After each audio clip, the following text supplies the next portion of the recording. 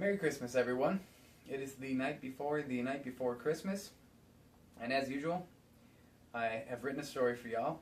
It is a remake of the original Night Before Christmas, and I've done it 4 times now. This one's a little different, and I'm hoping you enjoy it. As usual, viewer discretion is advised, and if you're not at least 18, I recommend you get your parent to listen to this first, make sure it's okay for your young ears, and then go from there. So, here it is, folks. It was the night before Christmas, and all through the house, not a creature was stirring, not even a mouse.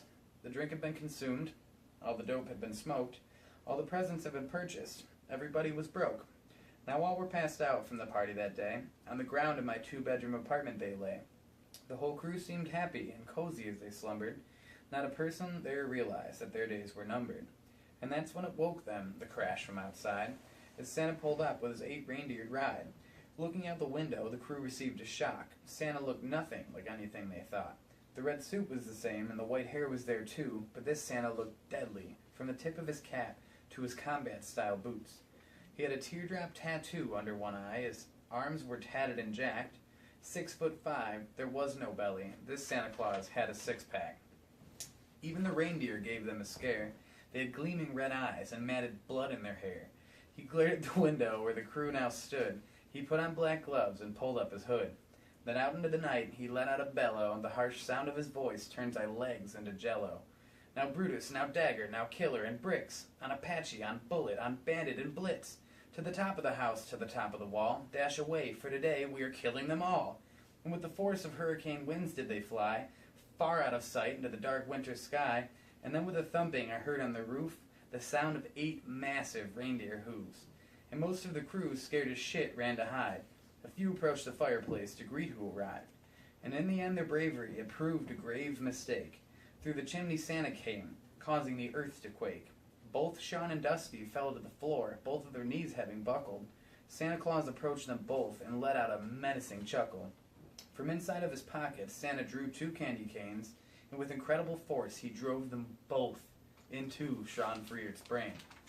Poor old Dirtman Jenkins had also become grounded, and before he had a chance to stand against the dresser, his brains were now pounded.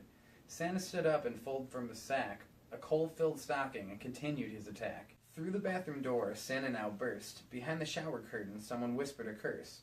Behind it, Whipple and Maddie now stood, but Whip Nasty knew that his plan was no good. So he tore back the curtain, and at Santa he dashed, and that's how his poor red head had got smashed.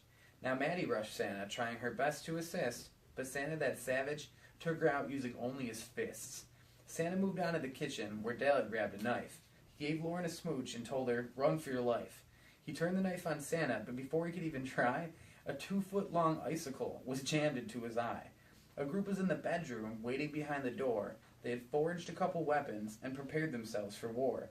There was Jesse and Taylor and Jimmy and Joel and Eric and Clarice and Don, but Santa was smart, and he came prepared and tossed in an ornament bomb.